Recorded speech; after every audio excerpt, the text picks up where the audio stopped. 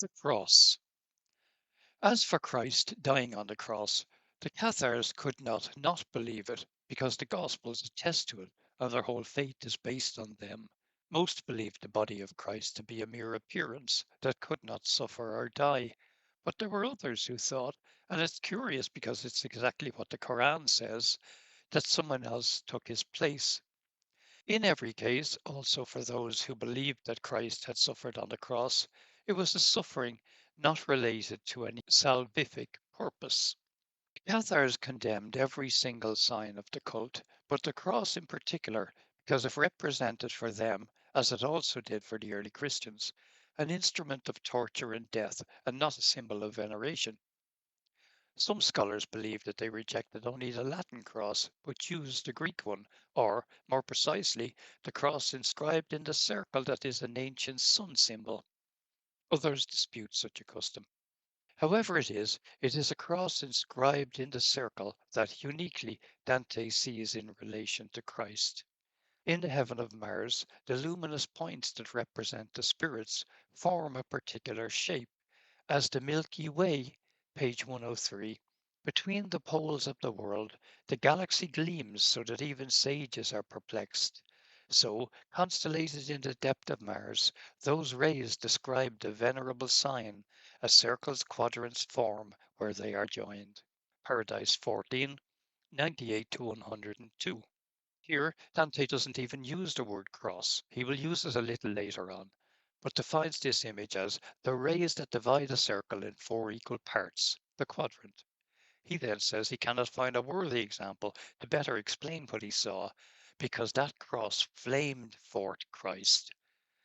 But he who takes his cross and follows Christ will forgive it, because he too will see Christ flash forth in that dawn.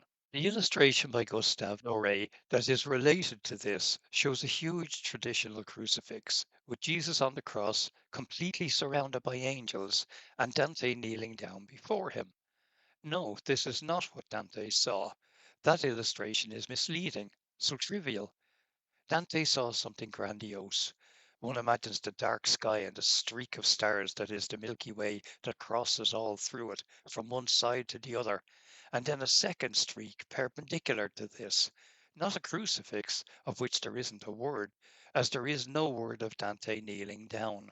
According to extant documentation, it appears that the Cathars reject any configuration of the cross or the crucifix.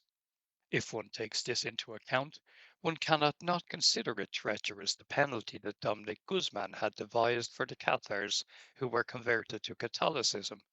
Those who didn't convert ended up notoriously at the stake, to carry for all their lives a cross sewn into their clothes. The idea of a sign of recognition sewn onto clothing was contrived in the same years for the Jews.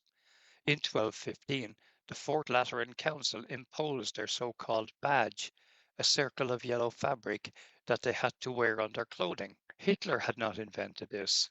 According to Dante and his Catharism, it's not just Christ the Redeemer that is missing in the Divine Comedy, but also Christ crucified. Page 104. The actual cross of Christ is never met in the Divine Comedy, laments Hans Urs von Balthasar, and it is true. There are only two times when Dante sees Christ.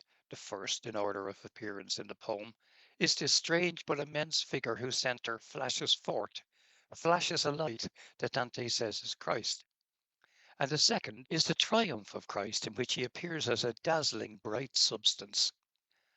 Bewildering, too, are the few occurrences of the word crucified. One crucified by three stakes on the ground, that is Caiaphas.